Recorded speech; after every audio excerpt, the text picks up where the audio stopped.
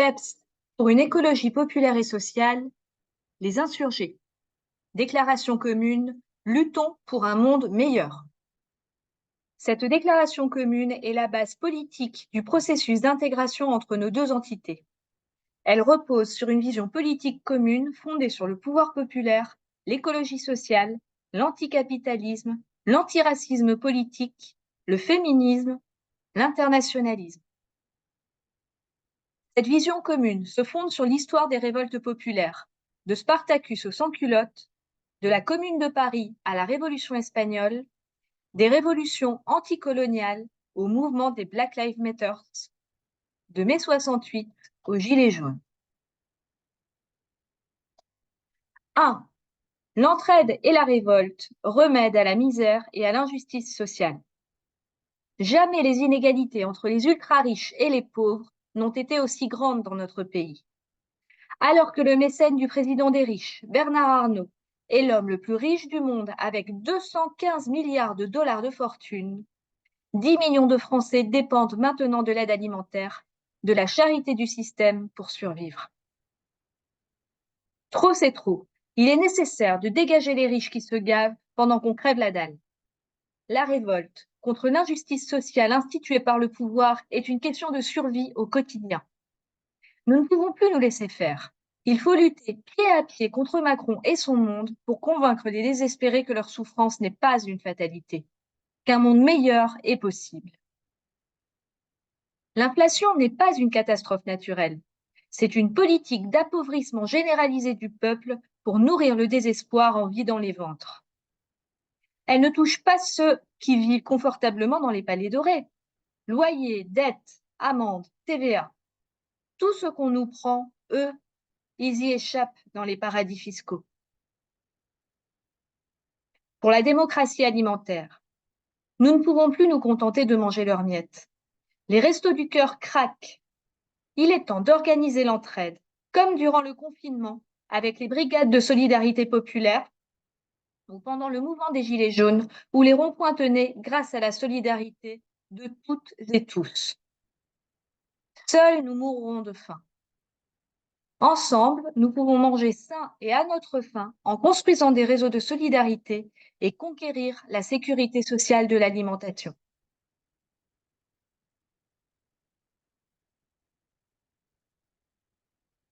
2. Combattre la répression policière des classes populaires et le racisme d'État. Le pouvoir ne se contente pas de nous étouffer économiquement. Il réprime le peuple par la violence de sa police.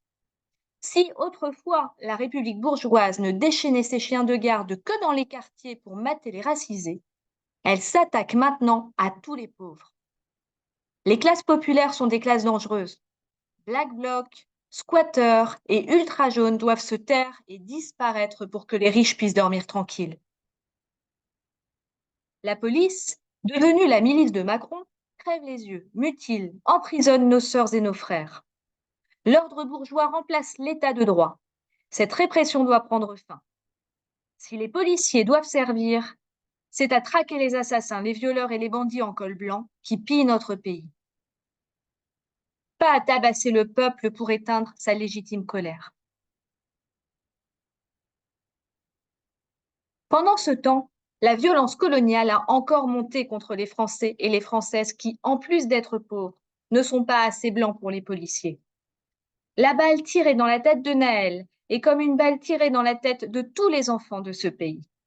Il est insupportable que l'État protège l'assassin pendant que l'extrême droite le couvre de gloire et d'argent. Nous voulons la justice, ils n'auront pas la paix. La loi Darmanin contre l'immigration est encore une nouvelle preuve de ce racisme systémique d'État qui veut diviser le peuple entre Français et immigrés. Cette loi rejoint l'idée fasciste de grand remplacement. Nous sommes pour la régularisation de tous les sans-papiers, la fin des camps de rétention, l'égalité des droits entre les Français et les étrangers. 3. Pour combattre l'extrême droite, être sur tous les fronts. Nous sommes dans un changement de période qui se caractérise par le durcissement des contradictions. La montée des alliances entre les droites et les extrêmes droites sont générales. Elles instrumentalisent la question des migrations et la question des identités nationales. L'extrême droite contemporaine progresse partout dans le monde. Inspirée par Poutine et Trump, financée par les grandes fortunes, c'est une hydre aux multiples visages avec une seule stratégie: détourner le désespoir et la colère des pauvres vers les étrangers, les exclus et celles et ceux qui sont encore plus misérables. L'extrême droite divise le peuple pour protéger les intérêts de la classe dominante. Elle est l'expression politique de la police, la garde rapprochée des puissances d'argent, celle qui prend le relais quand les ultralibéraux ont détruit tant de biens communs, de services publics, ont semé tant de misère et récolté tant de haine qu'il ne reste plus que l'autoritarisme et la haine raciale pour garder le pouvoir. Avec ses lois sur l'immigration et ses réductions de liberté collective, Macron prépare le fauteuil de Le Pen. Dans les médias, dans les urnes, dans nos rues, les identitaires prospèrent. Qu'ils soient élus, éditorialistes de Bolloré ou néo-nazis armés, la haine des musulmans les rassemble et les galvanise. Pour endiguer cette bête infâme, aucun front ne doit être abandonné. Il nous faut les combattre dans la rue, dans les urnes et dans les têtes. La bataille pour l'hégémonie culturelle contre l'extrême droite nous demande aussi d'être soudés contre eux, comme eux, ils le sont contre nous. Cela passe à la fois par la déconstruction des idées néofascistes, notamment par la critique de l'écofascisme, par l'organisation concrète des groupes d'autodéfense dans nos quartiers et sur nos lieux de travail contre les milices fascistes de reconquête, des identitaires et du Rassemblement national. Ne soyons pas dupes de leur instrumentalisation de la guerre coloniale d'Israël contre les Palestiniens. Ne les laissons pas importer le conflit en France. Ne nous y trompons jamais. Si aujourd'hui la haine des musulmans est leur vitrine, ils n'ont pas renoncé à haïr les juifs, les noirs, les roms, les asiatiques, tous les peuples et toutes les minorités qui salissent à leurs yeux l'identité nationale. L'extrême droite se construit sur un éloge de la virilité violente et dominatrice. Les atteintes au droit à l'avortement et à toutes les libertés conquises par les luttes féministes sont partout la priorité des gouvernements d'extrême droite. La riposte ne peut être que radicalement féministe contre les réactionnaires qui entretiennent et promeuvent le patriarcat. La haine des étrangers, la haine des femmes, la haine des LGBTQ+, la haine des assistés, qu'ils soient handicapés ou précaires, doivent être combattues avec la même vigueur que l'ordre économique et policier. Nous avons la conviction que la richesse qui compte dans le monde que nous voulons bâtir, ce n'est pas l'argent, ce sont nos diversités. Le racisme et la haine, sous ses multiples déclinaisons, sont des fléaux, et nous lutterons donc pour les faire disparaître. Pour ce faire, il nous semble indispensable de prendre part à la construction d'un véritable sursaut antifasciste. 4. Pour la justice environnementale et l'écologie populaire. Notre époque est celle du plus grand drame de l'histoire humaine. Derrière la lutte des classes que nous mènent les grands patrons et les actionnaires, derrière la haine attisée entre les peuples, la destruction de la nature continue avec plus de férocité que jamais. Le dérèglement climatique, l'extraction des ressources, l'artificialisation des sols, la pollution de l'air et de l'eau sont en train de rendre notre terre inhabitable.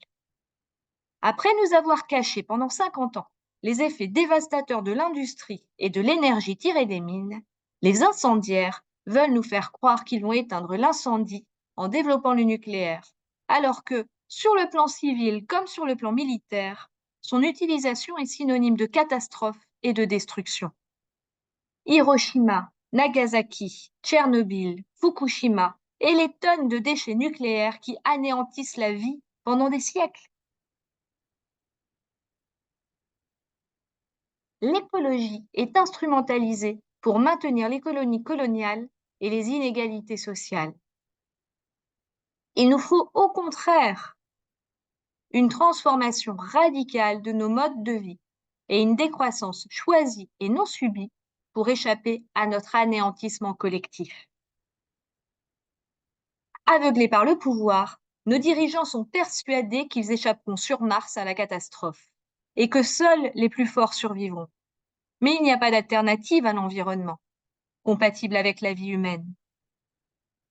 Et il faut le défendre, cet environnement, face à leur prédation. Les premières victimes des pollutions sont les plus pauvres, qu'il s'agisse des ouvriers et agriculteurs en contact direct avec les produits toxiques, ou les populations tziganes ou précaires que l'on installe dans des espaces pollués. Pendant ce temps, les riches profitent de plus belles maisons de campagne, des rues piétonnes des grandes villes, de l'alimentation bio qu'ils s'accaparent. Dans le monde, les pays du Sud, les archipels océaniques sont les premières victimes du dérèglement du climat et du dépassement des autres limites planétaires. Une écologie populaire est possible et nécessaire pour lutter contre ces injustices environnementales. Condamnons les écocidaires. Faisons payer aux ultra-riches, qui sont toujours les ultra-pollueurs, le coût réel de leur mode de vie. Reconstruisons les réseaux collectifs de transport, de soins, d'éducation, d'alimentation, sans la logique industrielle et inhumaine qu'on nous impose aujourd'hui. 5. Pour le pouvoir populaire, continuer le mouvement des Gilets jaunes pour l'auto-organisation du peuple. C'est pour nous le sens de la mobilisation des Gilets jaunes. Refuser de payer le prix de leurs crimes sociaux et écologiques. Le mouvement n'est pas mort. Il continue, même si nous ne portons plus systématiquement le gilet qui garantit la répression des forces de l'ordre. Les Gilets jaunes s'habillent maintenant en noir. Certains rejoignent les syndicats qui ont compris qu'on défendait les acquis sociaux par la confrontation radicale du patronat et du président des riches. Les deux mouvements contre la réforme des retraites en 2020 et en 2023, la lutte contre le pass sanitaire et les lois liberticides sont la continuité de la révolte des Gilets jaunes. Même si l'immense espoir et le sentiment révolutionnaire qui animaient la première vague de cette contestation se sont atténués, la détermination et la colère sont intactes. Le climat d'insurrection est maintenu par les émeutes pour la justice, par les soulèvements de la terre, par les mouvements sociaux et écologiques. Notre pays est dans une ébullition sociale qui rend crédibles tous les espoirs d'un renversement des forces en faveur de l'émancipation. Une révolution est toujours un long combat. Elle ne se fait pas en un jour et notre lutte continue au quotidien par l'auto-organisation du peuple entre les vagues de contestation. Les Gilets jaunes ont été en France l'expression des révoltes populaires qui, depuis les années 2010, ont éclaté partout dans le monde contre le nouveau capitalisme. Révolution arabe en Tunisie, en Égypte, en Syrie, les indignés en Espagne, au Portugal, en Grèce, les Occupy à Londres, New York ou Montréal, les étudiants au Chili et les parapluies à Hong Kong. Depuis, on ne compte plus les manifestations massives. Argentine, Chili, en Équateur et dans toute l'Amérique latine, Liban, Irak, Iran, Palestine. Elles éclatent dans plus de 50 pays avec des formes nouvelles, contre l'austérité, les inégalités sociales et les réactions brutales et autoritaires des pouvoirs contestés. Elles exigent le respect, le droit à la dignité et le droit de décider. Elles exigent le pouvoir populaire. Nous aussi. 6. Pour le communalisme, la démocratie directe et la forme commune. Notre démocratie est malade. Elle dérive toujours plus vers l'autoritarisme. La représentation nationale n'est plus qu'un spectacle de politique alors que le gouvernement tient dans la main d'un seul homme. Nous devons poursuivre le combat pour que le pouvoir revienne au peuple et à lui seul. Nous ne sommes plus des sujets, Aucun gouvernement n'a à nous donner d'ordre. Le mouvement des Gilets jaunes a dans son ADN le refus de toute figure d'autorité. Pas de porte-parole, pas de leader, pas de sauveur. Seule la délibération collective, la discussion d'égal à égal compte. Nous nous revendiquons de l'auto-organisation à partir des ronds-points. Nous pouvons la reproduire à l'échelle du village ou du quartier. Nous pouvons remplacer les pouvoirs centraux et les élus qui ne représentent qu'eux-mêmes. C'est une organisation de forme commune, à la fois mobilisation et structure pour la société. Si nous la constituons partout sur le territoire, si nous la défendons sur le temps long face aux attaques du pouvoir, nous arriverons à une véritable démocratie sociale, écologique et libérée de toutes les oppressions. C'est l'internationalisme pour le confédéralisme démocratique des peuples. Nous défendons l'autodétermination des peuples palestiniens et ukrainiens, kanaks et polynésiens, kurdes et zapatistes dans la lutte contre le colonialisme, le néocolonialisme et l'impérialisme, qu'ils soient français, américains, russes ou chinois. Nous déterminons nos positions internationalistes non en fonction de camps supposés, mais de principes intangibles. Le droit des peuples à disposer d'eux-mêmes, le droit des peuples à renverser le système capitaliste, raciste et patriarcal, le droit à une vie bonne et digne. Partout, au Moyen-Orient, en Europe, en Afrique et en Asie, nous développons l'idée d'une confédération démocratique des peuples qui en finissent avec les États-nations et qui reconnaît la diversité des peuples avec ou sans État. 8. Pour une confédération commune entre les insurgés et PEPS. Nous, les insurgés et PEPS pour une écologie populaire et sociale, nous aspirons et agissons ensemble, en coopération et sans sectarisme avec toutes celles et tous ceux qui partagent nos combats.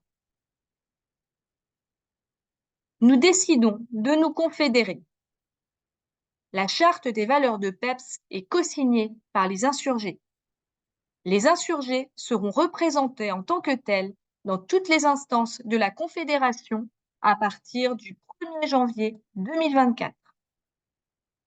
Dans les lycées et les facultés, les insurgés et PEPS organiseront des réunions et créeront des groupes d'intervention.